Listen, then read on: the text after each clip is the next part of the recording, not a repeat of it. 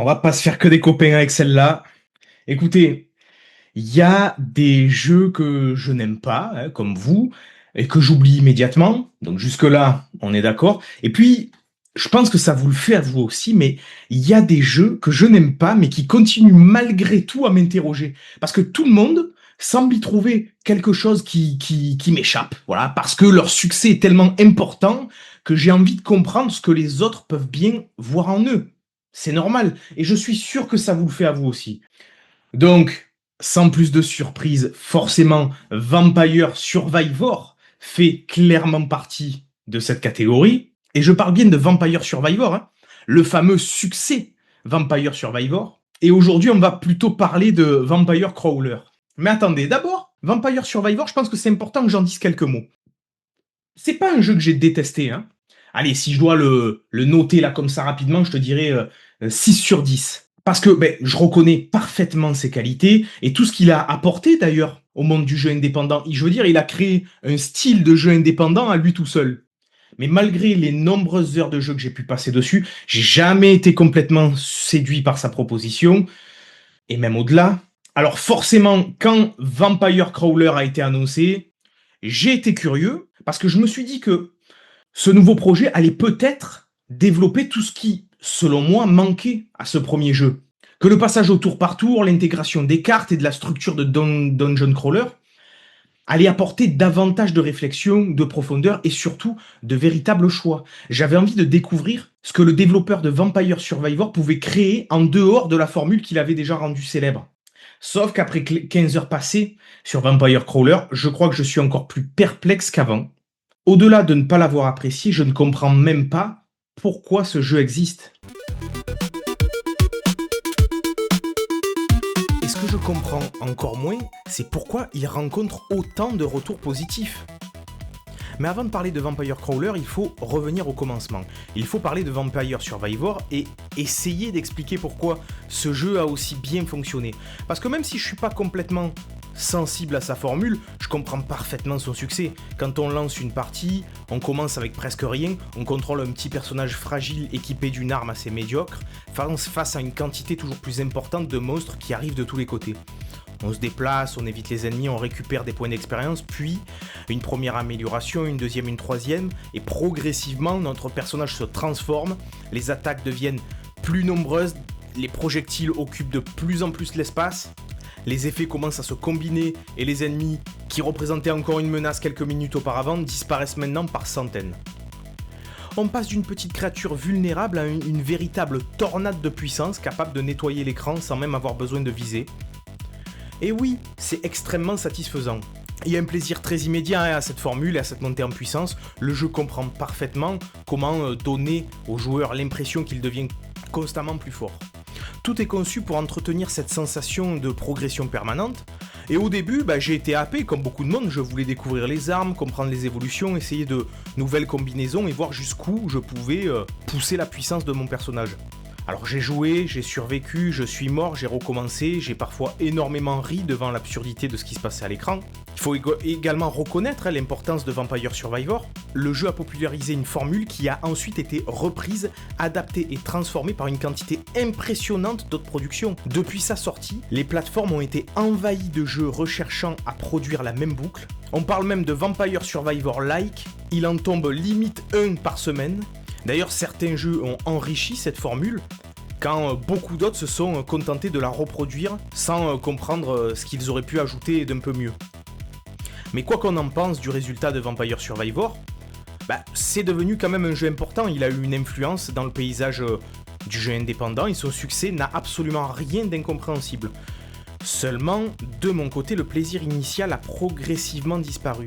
Et ce qui a fini par me déranger, ce n'est même pas simplement la répétitivité, j'aime énormément de jeux répétitifs. Une boucle peut paraître fonctionnelle pendant des dizaines voire des centaines d'heures, tant qu'elle continue à m'apprendre quelque chose ou à transformer sa manière de jouer. Mais mon véritable problème avec Vampire Survivor, c'est plutôt sa surabondance.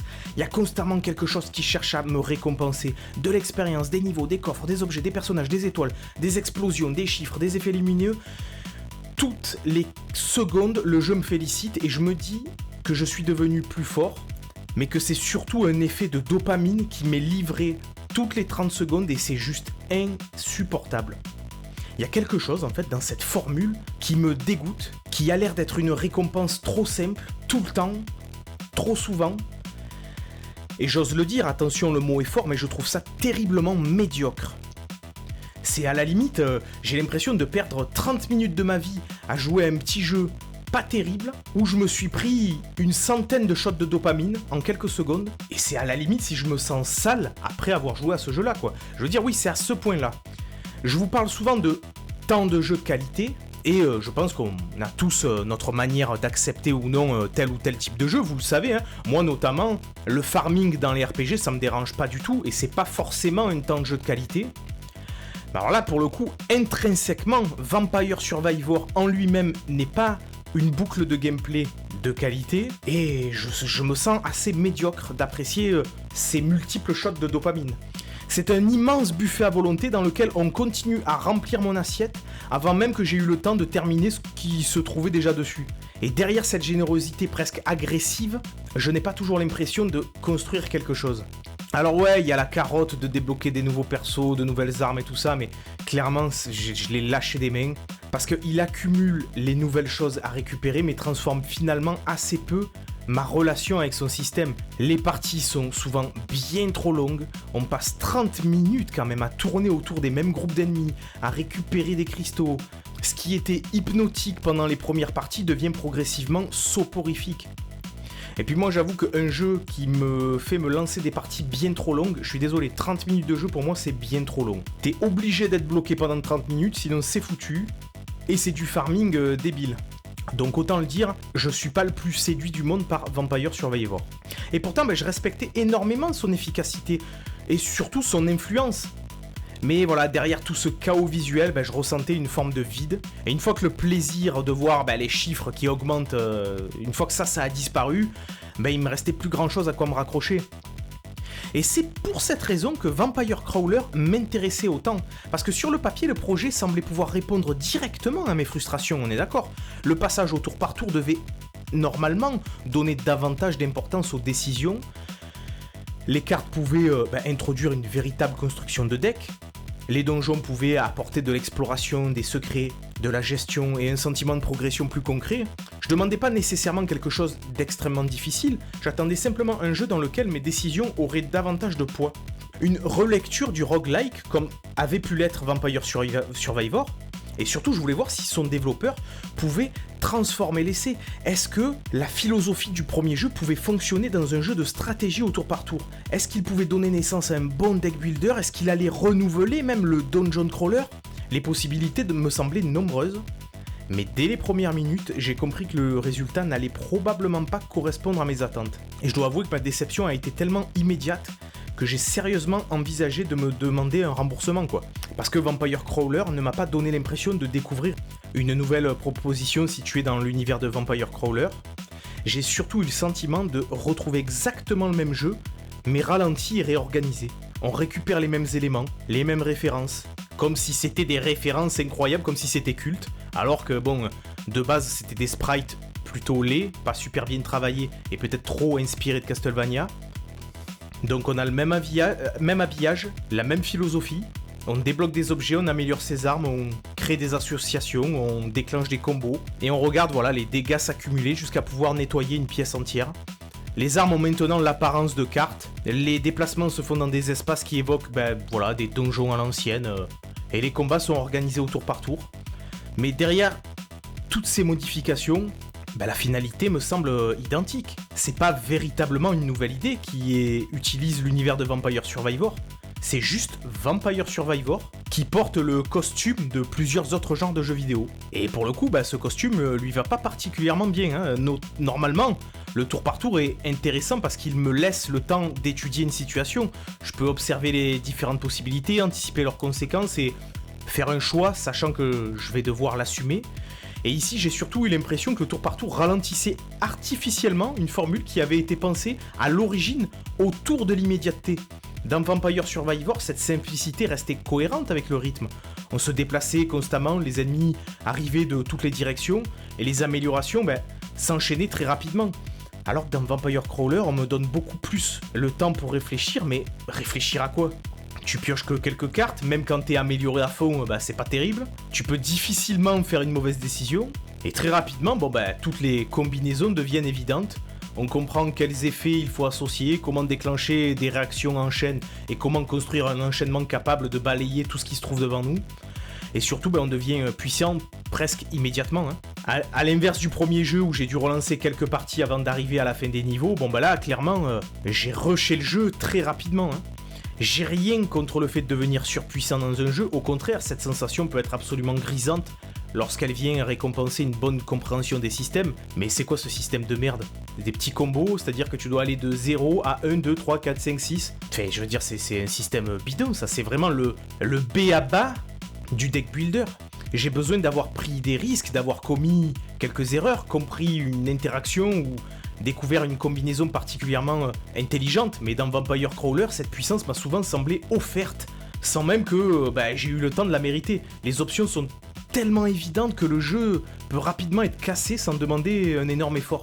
Et à partir de là, les combats deviennent pas plus intéressants, ils deviennent juste plus longs à exécuter. Et pour le coup, cette absence de difficulté a réduit une grande partie de mon intérêt. Encore une fois, je demande pas à ce que tous les jeux proposent des épreuves et de la souffrance. Je demande pas à ce que Vampire Crawler se transforme en un cauchemar tactique réservé à une poignée de personnes. Mais si un jeu adopte le tour par tour et utilise des cartes, j'attends tout de même qu'il m'oblige parfois à réfléchir. Parce que là, la seule réflexion qu'il y a, c'est savoir compter de 0 à 10. Sinon, à quoi servent toutes ces transformations? La mécanique de cartes m'a laissé une impression extrêmement médiocre. Sur le papier, intégrer du deck building pouvait considérablement enrichir la formule. On aurait pu devoir réfléchir à l'équilibre de son deck, gérer les synergies, accepter certaines faiblesses, ou même renoncer à une carte très puissante parce qu'elle ne correspondait pas du tout au reste de notre stratégie. Mais pendant mon expérience, une donnée a très rapidement pris le dessus sur toutes les autres, et j'en parle depuis tout à l'heure, c'est ce fameux coup en magie. Voilà, les dégâts, ils sont affichés sur la carte, mais c'est en fait assez secondaire, je les lis d'ailleurs jamais ces dégâts, puisque le seul chiffre qui est important, c'est le coup en magie, qui va de 0 à 10, ou plus. Et au lieu de me demander quelle carte allait réellement enrichir ma stratégie, je me demandais surtout comment dépenser mes points de manière plus efficace, histoire de lancer des réactions en chaîne infinie. Et une fois les associations les plus évidentes identifiées, le système perd énormément de son intérêt. Il n'y a même pas le petit plaisir organisationnel de quelle action je vais choisir, tout ça non, parce que c'est ultra évident en fait. On reste coincé au degré le plus élémentaire du deck building. C'est une introduction extrêmement simplifiée à certains principes du genre, mais sans les sensations et les tensions ni les dilemmes qui rendent généralement ces jeux passionnants. Le constat, c'est que quand je pense à ce genre de jeu, j'imagine une exploration pour une dungeon crawler dans laquelle chaque détour peut avoir de l'importance. J'imagine des passages cachés, des pièces, des ressources limitées, des caractéristiques à prendre en compte et des décisions capables de modifier notre progression. J'imagine un environnement qu'il faut apprendre à comprendre et pas simplement traverser. Alors que dans Vampire Crawler, j'ai rarement trouvé ce sentiment, voire même pas du tout. Le donjon ressemble davantage à un habillage qui permet de relier les différentes rencontres. On avance en combat, on récupère une récompense, puis on recommence. À tel point qu'il y a un niveau qui est juste un pont tout droit, et ils auraient dû juste se contenter de faire des trucs comme ça, parce que ça sert à rien de faire des petits passages tortueux pour qu'au final ils ne servent à rien. Je ressens pas réellement le plaisir d'explorer un lieu inquiétant ou d'en dévoiler progressivement la structure. À la place, j'avais les yeux rivés sur la minimap et j'avançais que comme ça. Et ça, c'est très très mauvais signe en général. Et forcément, je me pose la question très simple, et je la pose d'ailleurs aux gens qui ont aimé ce jeu. Qu'est-ce que la structure du dungeon crawler apporte véritablement au jeu? Je veux dire, c'est carrément dans le titre du jeu. C'est complètement con. J'ai l'impression que c'est juste un habillage de loin sans essayer d'adopter le moindre code du dungeon crawler, justement. Le jeu, il emprunte l'apparence du genre, mais très peu ce qui m'intéresse à l'intérieur. Et c'est exactement cette raison qui fait que la réutilisation des éléments de Vampire Survivor me gêne autant. Je précise tout de même une chose, réutiliser des assets, c'est pas forcément un problème. Un développeur peut parfaitement reprendre des personnages, des monstres, des décors et des animations pour les placer dans un contexte différent. Ça peut même devenir une contrainte créative passionnante. L'important, c'est de savoir ce que cette réutilisation permet réellement de créer. Est-ce qu'elle transforme notre regard sur les éléments d'origine? Franchement, non. Est-ce qu'elle permet de développer de nouvelles mécaniques? Pas du tout. Et est-ce que le changement de genre produit une expérience véritablement différente? Absolument pas. Et dans le cas du coup de Vampire Crawler, Eh ben on peut résumer juste au fait que je trouve pas du tout cette transformation suffisamment importante. À quoi ça sert d'avoir réutilisé tous ces assets pour finalement pas créer de nouveaux jeux? Du coup, ce qui me pose problème, c'est pas juste le recyclage visuel, c'est surtout le manque de réinterprétation que je ressens derrière le titre. Je ne vois pas suffisamment de nouvelles idées pour justifier cette nouvelle forme. Et je trouve que c'est d'autant plus frustrant que le premier Vampire Survivor avait justement réussi à simplifier plusieurs mécaniques jusqu'à faire émerger une formule particulièrement efficace. On peut comme moi ne pas aimer cette formule, mais elle possédait une véritable identité qui a créé ensuite des tonnes de petits frères qui ont réussi à magnifier cette même formule. Alors qu'avec Vampire Crawler, j'ai l'impression que le développeur a voulu reproduire cette même logique de simplification, mais cette fois avec le Dungeon Crawler, le deck building, mais sans en comprendre la moindre subtilité de pourquoi ces genres de jeux pouvaient apporter quelque chose en plus à la formule. Le premier jeu, Vampire Survivor, avait simplifié pour aller à l'essentiel, alors que le second jeu simplifie au point de ne presque plus rien me laisser. Alors j'ai voulu continuer quand même, tout simplement parce que je pensais avoir raté quelque chose. Je reconnaissais d'ailleurs l'efficacité du premier jeu, mais justement, c'était l'efficacité du premier jeu, et pas du nouveau. Alors j'ai continué, j'ai attendu l'apparition d'une mécanique plus complexe, j'ai attendu que la difficulté augmente, j'ai attendu que les cartes prennent davantage d'importance, que l'exploration devienne plus intéressante ou que mes choix commencent enfin à produire de véritables conséquences, mais le déclic n'est jamais venu. Et j'ai pas joué plus de 10 heures parce que j'étais captivé, j'ai joué parce que je n'arrivais pas à croire que le jeu n'allait jamais devenir autre chose que le peu qu'il me proposait. Et plus je jouais, plus mon incompréhension grandissait. Alors ok, il n'est pas dépourvu de qualité, je vais te dire que l'interface elle est claire, la prise en main, j'avoue, elle est immédiate et on peut quand même avouer que pour un deck building, c'est quand même fou que la prise en main soit aussi efficace, mais en même temps, je veux dire que pour un deck builder, il y a tellement rien à se mettre sous la dent que l'inverse aurait été quand même aussi très con. Donc durant la première heure, ok, cette efficacité elle fonctionne. Et je pense que ça peut construire une porte d'entrée accessible et sympathique pour les gens qui n'ont jamais connu de deck builder ou de dungeon crawler, puisque tout le monde ne recherche pas forcément un système complexe, c'est parfaitement légitime d'ailleurs. Et d'ailleurs, pour ceux qui ont aimé Vampire Crawler, je cherche absolument pas à vous expliquer que vous avez tort de vous amuser, je suis même ravi que vous puissiez vous amuser sur ce truc-là. Mais là où le premier jeu avait pu révolutionner un minimum son industrie, ici on est à des années-lumière de ça. Et c'est vrai que pour le coup on peut pas enlever qu'il souffre terriblement de la comparaison. Vampire Survivor réduit volontairement les décisions pour produire une gratification immédiate et permanente, chose que certes je lui reproche mais qui est quand même exécutée avec beaucoup d'efficacité. Par contre Vampire Crawler reprend exactement cette philosophie et l'applique à des genres qui repose normalement sur la réflexion, l'exploration et la construction progressive d'une stratégie, chose dont il est quasi totalement dépourvu, ce qui fait que ce qui était efficace dans le premier jeu devient le caillou dans la chaussure du deuxième jeu. Là où je peux comprendre l'existence de Vampire Survivor, je peux comprendre son succès, son influence et tout le plaisir qu'il peut procurer, Vampire Crawler me laisse face à une immense incompréhension. Je sais pas si ce projet est né d'une véritable envie de réinventer cet univers, d'une volonté d'attirer un autre public ou simplement de prolonger une marque devenue populaire. Je peux évidemment pas connaître les intentions réelles de ses créateurs, mais de loin comme ça, j'ai l'impression que on pouvait pas faire plus capitaliste comme intention que de réutiliser des assets déjà plutôt laids et les accoler sur une formule sans en comprendre l'essence et espérer que le succès soit de nouveau au rendez-vous. Parce que dans le résultat final, je ne perçois pas suffisamment d'ambition créative pour justifier le recyclage, la simplicité et la pauvreté des choix. Vampire Survivor avait simplifié certaines mécaniques du jeu vidéo jusqu'à trouver une nouvelle forme de plaisir et à créer un nouveau genre qui portera son nom, quand Vampire Crawler simplifie cette formule à son tour jusqu'à ce qu'il ne me reste plus rien à quoi me raccrocher. Et finalement, c'est peut-être la véritable question soulevée par ces deux jeux. Jusqu'où est-ce qu'on peut simplifier une expérience avant de finir par la vider de sa substance? D'ailleurs, vous-même, essayez de répondre à cette question. Est-ce qu'il y a des jeux qui, vous aussi, vous ont créé cet effet-là? Est-ce que vous vous êtes dit, mince, ici, la formule a été trop simplifiée et je m'y retrouve plus? Parce qu'évidemment, moi, je peux pas répondre à cette question. Je pense que la limite dépendra toujours de ce que chacun recherche dans un jeu. Je trouve ça assez fou qu'il ait quand même réussi à avoir un certain succès. En tout cas, ce qui est sûr, c'est que Vampire Crawler a clairement franchi une certaine limite pour moi, au point où il n'y a pas grand chose à sauver à l'intérieur. Et je serais quand même très curieux d'avoir vos avis et vos retours là-dessus. Qu'est-ce que vous pensez non seulement de ce que j'ai pu vous délivrer là, et puis vous, qu'est-ce que vous pensez de ce jeu-là si vous l'avez essayé? Voire même de Vampire Survivor.